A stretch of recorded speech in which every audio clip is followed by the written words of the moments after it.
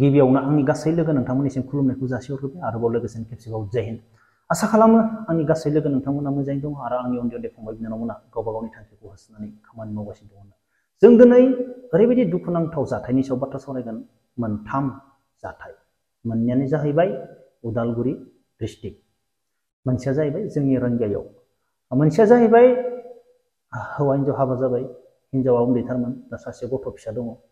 बेनिफ्राय बेनि हौवाया दा मा खामानि मावगासिनो दङ, बेसेबां दुखुआव दङ, बेनि सायाव जोङो बे भिडिअनि जोबनायाव सावरायगोन आरो आं फंनैसो बाथ्रा सोंगोन, बिसोरनि जाथायखौ खोन्थानानै नोंसोर कमेन्ट बक्सआव कमेन्ट खालामनो दाबाव, धैर्य हमनानै खोनासं। बेनिफ्राय सेकेन्ड आपडेटआनो जाहैबाय, नोंसोर गासैबो नुखाजोब्बाय खोमा, उदालगुरि डिस्ट्रिक्ट हरिसिंगा थानाना दाखालि बावै मोनसे मा जाथाय जानाय, सासे उन्दै जौमोन बैसोनि सेंग्राया सासे हिन्जाव मानसिखौ मा खालामनो,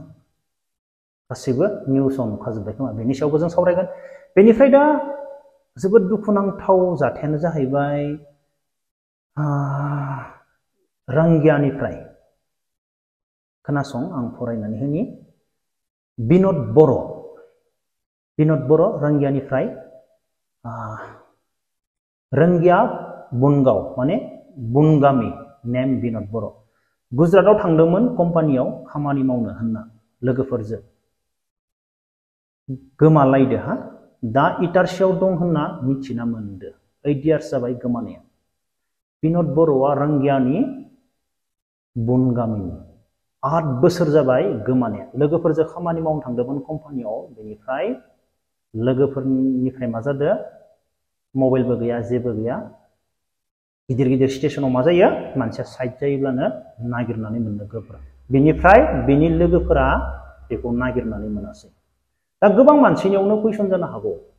8 बोसोर गाहाम जाबाय गोमाबाय, न'आव फैनो रोङाखै नामा, मा जानानै दङ, गोबां मानसिनाव गोबां कुइसन जागोन। आङो रियेल काहानिखौ एसे बुंना होनोसै, बारा नङा एसेल'। मानसिनियाव बिन'द बर'नियाव एसे माने एलकहल माने जुमाय लोंनो लुबैयोमोन मानसिया, एसे जुमाय लोंनायनि आदत दङमोन मानसिनियाव, बेनिफ्राय बेफोरबायदिनो लोगोफोरनिफ्राय मा एसे साइड जालांनो गोमादों, मोनासै। बेनिफ्राय दुखुनांथाव बाथ्राया बेनो, दा बिसोरनि न'खरनि मानसिया फोरमायदो इटारसियाव दङ बायदि। सोरबाफोर गुजरातआव थानाय जोंनि बर' गथ'फोर गोबां दङ, गुजरातआव खामानि मावनाय गोबां दङ। बेनिफ्राय सोरजोंबा दङब्ला आं बेयाव कन्टेक्ट नाम्बार होनानै होगोन, बेयाव कल खामर, बेनिफ्राय आं बेनि फट'खौबो स्क्रिनाव होनानै होगोन। नोंसोरो सोरबाफोर बेखौ बिन'द बर'खौ नुयोब्ला प्लिज अननानै गुजरातनिफ्राय बेखौ कल खामर लानो जाबाय बिसोरनि न'नि मानसिनो। मानो होनोब्ला आं बेखौनो दा फंनैसो बाथ्रा बुंनोसै फंबायमोनखो, बेफोरबायदि जुमाय लोंनो लुबैनाया जोंनि न'खरावबो दङ। आङो सैथो बाथ्रा बुंखायो, बेफोरबायदि जुमायनि थाखायनो जोंबो जिबनाव जोबोर माने परेशान मोनबोबाय। बे जोंनि न'खरावल' नङा, जोंनि बर' समाजाव बेफोरबायदिया गोबां दङ, न'खर सिलिंखार जालांनाय दङ जुमायजों। बेनिखायनो आं सानो आंनि उन्दै उन्दै फंबायमोनखो, जुमाय सेरेबजों जोंनि ब्रेनखौ मालाबाबो जाजानाङा, आं बेफोरबायदि सानो। आंनि ताराबनिफ्राय आं नांगौ जायोब्ला आं ओरैनो गाज्रि जागोन, आंनि दिनैसिम साननाया आरोना, दिनैनि दिनसिम जोबोद दुखुनांथाव। दा सासे मानसिया 8 बोसोर गाहाम गुबुनाव थांनानै न'आवबो फैफिनना, कन्टेक्टबो गैया जेबो गैया, जोबोद दुखु मोनो जोंबो खोनानानै। प्लिज अननानै सोरबाफोर नुयोब्ला आं कन्टेक्ट नाम्बार होगोन, बे कन्टेक्ट नाम्बाराव कल खालामहर। बेनिफ्राय आरो जोबोद दुखुनांथाव बाथ्राया बेनोबाव, उदालगुरि डिस्ट्रिक्ट ना हरिसिंगा थाना, मैयानो निउस नुदो, सासे 23 इयार्सनि सासे सेंग्राया, जौमोन सेंग्राया, सासे हिन्जाव मानसि 42, 42 बोसोरनि सासे हिन्जाव मानसिखौ मा खालामखो, मा खालामनाय, बिसाराया गथ'बो दंमोन जाहैबाय,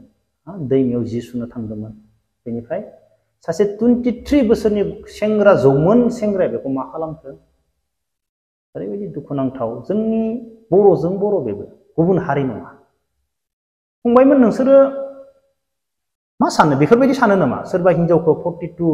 बोसोरनि हिन्जावखौ जों बेफोरबायदि खालामनानै, दैमायाव जि सुनो थांनायाव, दैमायाव सोरबा सिख्ला दुगैनो थांनायाव जों बिसोरखौ बेफोरबायदि खालामनानै बुथारनांगौ, जों बर'जों बर'। आङो नाम लाला, आं सेंग्रानि मुंखौबो लाला, गासैबो निउसफोराव नुखाजोबदोंब्ला नुखाबाय सोरबाया नुवाखैब्ला आं बेखौ बुंनो हाला नाथाय आंनि भिडिअनि गेजेरजों आं नाम लाला आंबो बोरैबा मोनदों सेंग्रानि न'खरनि फारसे सानोब्ला बेयावबो दुखु आरो हिनजावनि न'खरनि फारसे सानोब्ला हिनजावनि न'खर बेयावबो दुखु मानो होनब्ला बर'जों बर' जोबोर माने ओरैबायदि दुखुनांथाव बे जाथाया सासे हिनजाव मानसिखौ 23 इयार्सनि सासे सेंग्रा गथ'आ बेफोरबायदि खालामनानै बुथारदो जेराव सम्भब गैया आं सानाखैमोन जोंनि बर' हारिनि गेजेराव दिनैबो बेफोरबायदि सानग्रा गथ'फोर दङ बेफोरबायदि माने गावखौनो बुजिस' हायि हा गावखौनो माने मा खालामनांगोन बुजिस' हायि बेफोरबायदि गथ'फोर दङ आसरित जायो आरो एसेबां इउटुबाव मोजां मोजां भिडिअ नुयो एसेबां हा इमान मोजां मोजां भिडिअ नुयो इउटुबाव बेफोरखौ नायनानै एसे सोलोंजायो मा नायो मा सानो जेबो बुंनो हाला जियानो जा बेनिफ्राय बेबो उदालगुरि डिस्ट्रिक्टआवनो गाज्रि मोननाङा आंनि लोगोफोर उदालगुरि डिस्ट्रिक्ट होननानै बुंबाय थानाय जाबाय सासे उन्दै सिख्लाखौ हाबा खालामदो बेनिफ्राय गथ'बो जाबाय सिख्लाया बेनिफ्राय हाबा जाबाय बे फैसा थाखा दङ हौवाया बेनिफ्राय बे दा मा खालामदो आरोबाव गथ' सासे गोरलै दङ बेनिफ्राय गुबुन सासे सिख्लाखौ लानानै पुरा बिन्दास ओरैबायदि बिन्दास जाय सिख्ला सेकेन्ड सिख्ला बेनि इन्स्टा आरो फेसबुकखौ नुयोब्लाथ' फट'फोरखौ नुयोब्लाथ' आसरित जागोन नोंसोर माने फाग्ला जागोनानो बेनि ड्रेस गाननाय बायदिसिनाफोरखौ नुयोब्ला दा बेनि फेसबुक आरो इन्स्टाफोरा ब्लक गोजा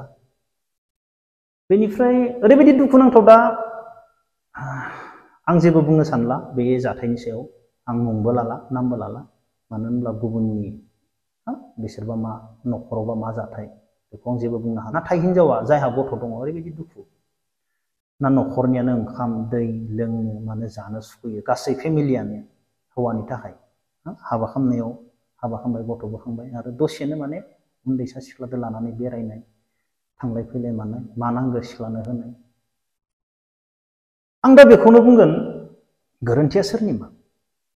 नोंसोर कमेन्ट बक्सआव कमेन्ट खालामनानै बुंदो बै सिख्लानि ना बै हौवाया बेखौ थगायदो आं हाबा जानायबो नङा गथ' गथायबो गैया आंहा जेबो गैया बेफोरबायदि होननानै थाखा फैसा होदो गारि होदो गिदिर गिदिर मबाइल होदो आइफन होदो मा होदो गोरिब सिख्लाया बेनिफ्राय थाखा फैसाखौ नुनानैनो माने बेखौ हिनजाव गैया होननानै मिथिनानैसो लादों ना हिनजाव दङ होननासो लादों दा नोंसोर गोरोन्थिखौ सोरनि नुयो सासे हौवा मानसिया गावहा गथ' दङ हिनजाव दङ उन्दै गथ' दङ हिनजाव दङ बेफोरबायदि खामानि मावहैदो दा नोंसोर गोरोन्थिखौ सोरनि नुयो हौवानि नुयो ना बै सिख्लासानि नुयो नोंसोरनि बायदिब्ला बैफोरबायदि हौवाफोरखौ मा खालामनांगौ आंनि बायदिब्लाथ' आलादाखा बैफोरबायदि हौवाफोरखौ मा खालामनांगौ आं हौवा जानानै आं सेंग्रा जानानैनो बुंदों आं हौवा जानानैनो आं बैफोरबायदियाव हौवाफोरदो माने बांद्राय सापर्ट गैया खम सापर्ट दं आं हौवाफोरदो बेफोरबायदियाव बहुत खम सापर्ट दं आं हौवाब्लाबो नोंसोर मा सानो आं मिथिला दिनै दुखुनांथाव बाथ्राया बेनो सिख्लाया सासेल' नंगौना नङा सेकेन्डआ खिन्थु बे हौवा सासेनि थाखायनो बिसोरनि न'खर परिबार उन्दै गथ' हिनजाव परिबार बहुत जन मानसिया परिसान जादों सासे सिख्लानि थाखाय बुजिदों ना आंथ' सानो बेफोरबायदि सिख्लाखौबो बुग्लिना गारना दोनबाबो सासे सिख्लायाल'सो बुग्लिजाजोबगोन ना आं बेफोरबायदि सानो नाथाय गासै परिबारानोथ' एसे सान्ति जागोन सासे सिख्लानि थाखाय बुग्लिजोबना गारना दोनबाबो नाथाय बे हौवाखौ नोंसोर मा खालामनो सानो बेफोरबायदि हौवाखौ प्लिज अन्नानै कमेन्ट बक्सआव कमेन्ट खालामदो अब्ला लोगोफोर दिनै भिडिअखौ बेखिनियावनो दोनथ'नोसै जय हिन्द